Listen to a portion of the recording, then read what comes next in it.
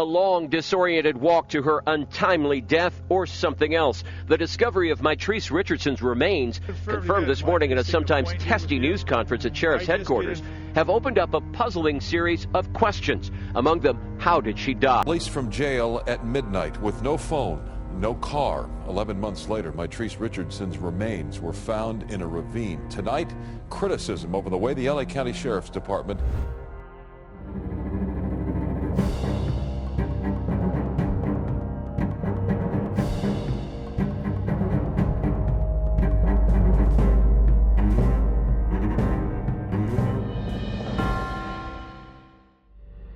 This is the weirdest unsolved mystery in a decade, as the mysterious disappearance of Mitrice Richardson left everyone in shock. On the other hand, a lot of negligence should have been entirely preventable in this case. What unsolved mystery lies beneath this case, and how was it handled? Well, let's dive right into it. Mitrice Richardson, who was known as an energetic ball as a child, was born on April 30th, 1985, to Lattice and Michael Richardson. Now, because Mitrice's parents were still in high school when her mother got pregnant, she was, however, raised by her great-grandmother Mildred in Covina, California, throughout her early years. In Mitrice's early years, her parents divorced, and her mother remarried a guy named Larry. She had a strong passion for cheerleading and dancing, and exuded a certain aura that drew others in and made them want to be friends with her. Meanwhile, Mitrice, who lived in Covina, California, attended South Hills High School for her high school education. She later attended Cal State Fullerton, where she graduated in 2008 with a degree in psychology. As the first college graduate in her family, Mitrice began working as an intern for Dr. Rhonda Hampton, a psychologist, in her senior year of study. When the two first met in 2007, Dr. Hampton took Mitrice under her wing and served as a mentor to her. Mitrice graduated with honors in 2008 and achieved a 4.0 GPA, making her a fantastic student. Still, Mitrice saw college as much of a growing experience as it does for many people. In addition to feeling like a lot of things in her life were beginning to come together, Mitrice came out to her family as a lesbian while she was in college, and they were very accepting of her. Besides that, Mitrice was very close to her parents and had always had beautiful relationships with them. Their support meant the world to her. After graduating from college, Mitrice stepped into a variety of professions, such as that of a store clerk, a go-go dancer at an LGBTQ+ club, and an intern for Dr. Hampton. Furthermore, Mitrice was considering attending graduate school, so there was another concern for the future. As things were looking up and Mitrice had a lot of beautiful chances ahead of her, she had a lot to look forward to in the future. But it should not be forgotten that Mitrice also struggled with mental health concerns. Nevertheless, during Mitrice's internship, Dr. Hampton expressed concerns about Mitrice's behavior on multiple occasions. Some of this behavior was also seen by Mitrice's friends, who essentially explained it away as Mitrice simply not being herself. That is, not her normal, energetic self. Her friends and family were concerned because she would go on these lengthy social media rants and tangents that didn't seem like her usual behavior. After graduating from college, Mitrice moved back in with her 91-year-old great-grandmother, Mildred. This was an excellent opportunity for both of them, as it allowed Mitrice to spend quality time bonding with her grandmother and also assist with household chores, which was difficult for the 91-year-old. Thus, Mildred and Mitrice had a custom of going out to dinner together every Wednesday, which was their thing. However, on this particular evening, September 16, 2009, Mitrice informed Mildred that she had other commitments that evening and asked if they could reschedule their meal. Mildred said it was okay and they could reschedule for a different date. Now, what would make Mitrice miss out on her favorite hangout? Is her strange behavior taking a dark turn? Meanwhile, Mitrice's plan is still being determined, but at around 5 o'clock that evening, Mitrice left the flat and went to the beach in Malibu. Driving to Malibu from Mitrice's residence seemed approximately 40 miles. Mitrice headed to a restaurant called Jeffrey after landing in Malibu. Jeffrey is a celebrity-studded eatery renowned for its exquisite cuisine and ocean views. Nevertheless, Mitrice seemed strangely behaved from the moment she came to the restaurant. Jeffrey only offered valet parking, so the valet driver informed Mitrice to wait for him as he parked the car in front of her. He would then promptly return to park hers. Somehow, Mitrice had left her car and gone to sit in the valet driver's vehicle by the time the driver returned. Even though the valet driver's vehicle was close by and unlocked at the moment, that is not how people behave. But why would Mitrice sit in an unknown car instead of waiting for the driver to return? Mitrice apparently just went on this tangent and started ranting when the valet driver asked her what she was doing and to get out of the car. She ultimately exited his car, though, and entered the eatery. A group of 7 people were seated in the eating room of the restaurant when Mitrice arrived. These were folks she was unfamiliar with. But for some reason, she joined them by pulling up a chair. These people claimed that after Mitrice sat down with them, she began talking about topics that, once more, didn't make any sense. She began to discuss, for instance, how she was from Mars and how she was going to exact revenge for Michael Jackson's death. Apparently, Mitrice spent $89 on a steak and an Ocean Breeze cocktail at the restaurant. When it was time for her to pay her bill, she claimed Mother Nature would take care of it. This was not credible in this restaurant because they continued to ask her to do so. When Mitrice refused to pay after multiple requests, the staff at the restaurant called the police, who then came to take her away. Lostville Sheriff Station Deputy Shalef, how can I help you? Hi, I'm calling from Joffrey's Restaurant in Malibu. Yeah. We have a guest here who is refusing to pay her bill, and we think she sounds really crazy. She may be on drugs or something. We are wondering if someone could come by and pick her up. Okay, well, what's the address there? It's 27400 Pacific Coast Highway.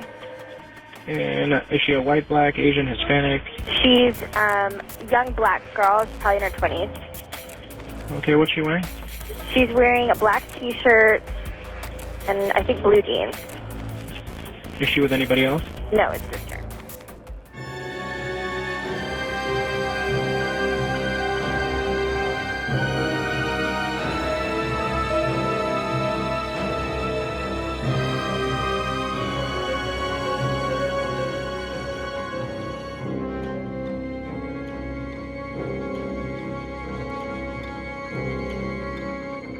They decided to call the police for 2 reasons. First, they wanted to make sure Mitrice paid her bill. Second, they were concerned about her mental state and didn't want to send her off in her car and let her start driving because they could tell something was wrong. When the police arrived at the restaurant, they approached Mitrice and led her out. Before leaving, they gave her a sobriety test to determine the true nature of the situation. They sought to ascertain whether Mitrice was intoxicated.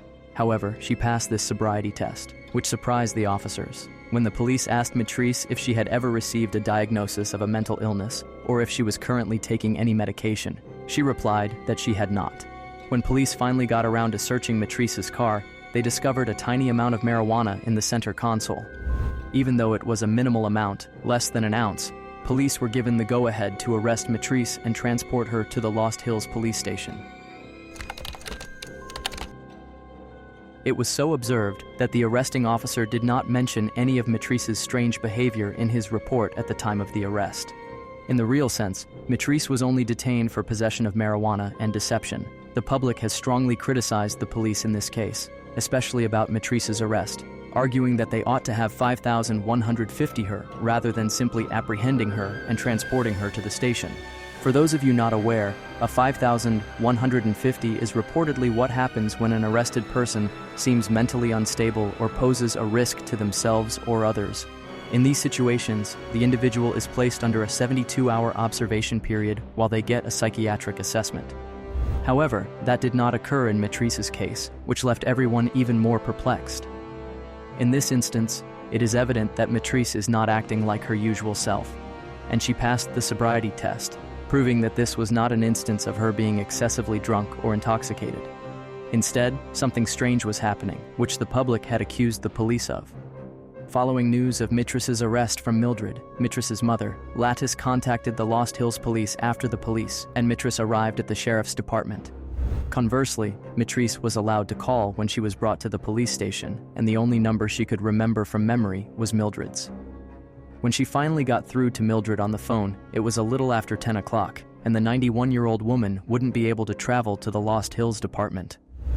Instead, Lattice, who was at home at the time with her daughter who was younger than Mitrice, was phoned by Mildred. Lattice couldn't drive over because the daughter was just 10 years old, but she called to inquire about Mitrice, her first daughter. In her conversation with the police, Lattice made it clear that Mitrice was not from this region, that she had no idea where she was. that she was unable to travel home because her car had been towed, and that she did not want Mitrice to be released without her being there to pick her up. It is quite unsettling to hear Latice's final request on the call, that she would hate to wake up and learn from the news that her daughter had been found with her head chopped off, as well as her requests for the police to hold off on releasing her daughter and to provide updates. Even while Latice maintains that she has no idea why she said what she said, she will never forget it. She was informed by the police that Latice might come and pick her up later that morning, and that Mitrice would not be freed until later in the morning. I will come and get her tonight if you guys are going to release her tonight. If it's going to be held in custody for some type of arraignment tomorrow, then I will wait until tomorrow. She's not from that area, and I would hate to wake up to a morning report, lost somewhere with her head chopped off.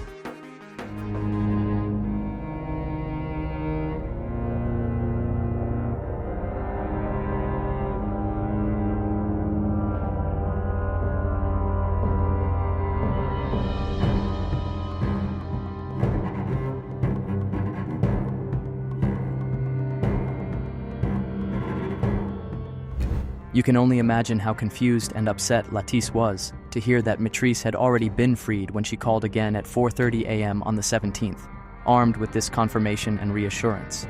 Furthermore, the police informed Latice that her daughter was freed on September 17th at around 12:28 a.m., which was just after midnight and roughly half an hour after Latice had called the police. But why would they release her knowing fully well she was a stranger in the city and had no car to drive back home? And why assure her mother of her daughter's safety, yet free her like a bird ready to be slaughtered? Now, this in and of itself infuriated Mitrice's family, because, once more, the police assured her that she would not be released until later. In addition to being furious with the police for essentially lying to their faces and telling them one thing while acting entirely differently, they were also afraid Mitrice would be released into an unfamiliar area. She was entirely without a car, her wallet, her phone, and any means of transportation. After being arrested, Mitrice's car was moved to an impound lot. She had no possessions and was all alone, exploring Malibu without anyone knowing where she was or who she was. Even though Malibu is a beautiful place, there are certain risks involved. If you need to learn the region well enough, you could turn in the wrong direction and end up in a canyon with no streetlights, and it's quite dangerous. After learning that Mitrice had been released at around 12:30 a.m., Latice called the police station again an hour later at 4:30 a.m. or 5:30 a.m. to inquire about how long she needed to wait before filing a missing persons report on behalf of someone. How long before a missing persons report can be filed? I guess probably 24 hours would be reasonable. She doesn't know the area. She's never been in your area. What's her name? What's her name? Her name is Mitrice Richardson. She hung up when they informed her that she had to wait for 24 hours to file the report. Then, an hour later, at 6:30 in the morning, a Malibu resident named Bill Smith called the police to report someone invading his backyard. He described Mitrice's physical attributes when asked to describe the person in his garden. When he woke up and glanced out his rear window, Bill Smith claimed to have seen a woman in his garden, obviously hanging out. Bill Smith resided roughly 6 to 8 miles distant from the police station. He stated that she was stretched out on the wooden steps at the rear of his house, and when he opened his window to ask her if she was okay, she responded that she was resting. The unpleasant thing about this situation is that Latice was informed she couldn't report her daughter missing until 24 hours, and at that point, the police were unaware that Mitrice was missing. Thus, they were unaware that the caller at 6:30 a.m. was Mitrice, the lady who had been reported missing and released earlier that evening. Bill Smith's residence was located in Cold Canyon and Monte, and a few days after the missing persons report was submitted, a search was carried out there. It was intended to be a 2-day intensive, comprehensive investigation and search. However, because they had brought in search dogs that detected Mitrice's smell in Bill Smith's yard and the surrounding area, this 2-day search ended up being a 1-day search. Still, when one of the search dogs became hot, the search was suspended and came to a complete halt. The LAPD decided to search Mitrice's automobile, which was still in the impound lot after the case was turned over, in order to see what may be discovered there. First of all, when accessing the car, they discovered Mitrice's items, including her cell phone and wallet. as well as numerous notebooks that further supported the notion that she was experiencing mental health issues. Meanwhile, these notebooks' pages and pages of writing did not make sense, and the police even attributed it to Mitrice's lack of sleep the night before. At this stage in the investigation, the LAPD psychologist examined Mitrice's behavior and concluded that it might have been a sign of bipolar disorder. Latisse also requested to view the security camera footage of Mitrice leaving the station the night before she was freed. This was because she was curious about her daughter's mental health, her intended path, and whether or not there was any information available to help determine Mitrice's whereabouts. But it turns out that the claim made by the Lost Hills police that they had no video of Mitrice was false, as footage showing Mitrice leaving the sheriff's office in Lost Hills was captured by cameras outside the station.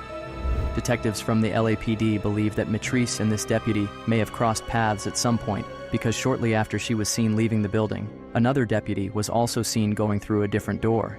As a result, they were curious to find out the identity of this deputy and obtain more information about the specifics of the incident. What really happened? Could the police be hiding something? And why the lies? What were they covering up? The LAPD claimed obtaining the deputy's name was tough because Lost Hills took a long time to provide it. When they finally did, the LAPD discovered that this particular constable had just arrested someone during a traffic stop and then dropped them up at the Lost Hills station. 20 minutes later, he was spotted exiting the station once more. Lost Hills asserted that since the constable in question was only there to drop someone off, there was virtually no chance he would have interacted with Mitrice because he was seen on camera performing another traffic stop in a different location. At this stage of the investigation, the police were facing significant pressure from Mitrice's family, the public, and the community. Because Mitrice was non-white, they believed that the police were less concerned about what might have happened to her and that her case was not being handled with the same haste and care as other cases. Due to public pressure, an extensive search for Mitrice was conducted on January 9, 2010, 4 months after she vanished. It turned out to be one of the most comprehensive searches in the history of the Sheriff's Department.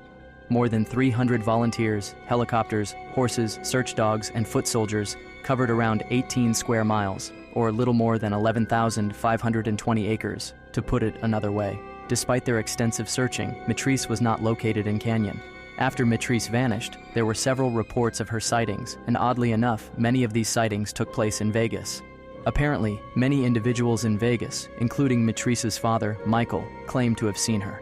3 weeks following the search on January 9th, Michael claimed to have seen a woman who, like Mitrice, crossed the street in front of his car while waiting at a traffic light in Las Vegas.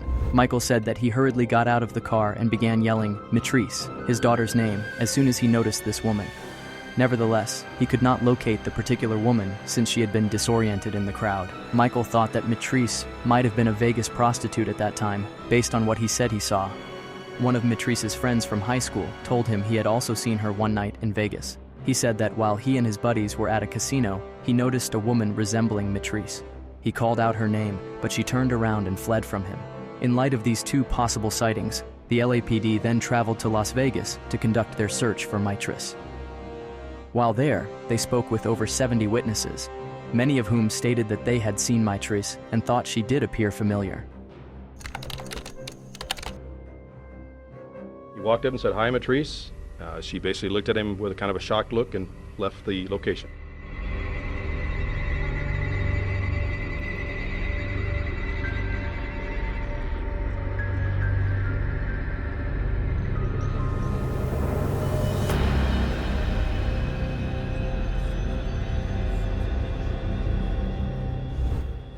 The Malibu State Rangers trekked down Dark Canyon on Sunday, August 9, 2010, at around 1 p.m. It is a rural area on the east side of Monato, just a few miles from Bill Smith's backyard. First of all, the Rangers were supposed to investigate a lot of reported illicit marijuana growing in this particular region, which is why they were down there in the first place. When they arrived, though, they discovered something much more horrific. What do you think they saw? The Rangers found multiple articles of clothes in the adjacent creek area while hiking. First, they noticed a red leather strap.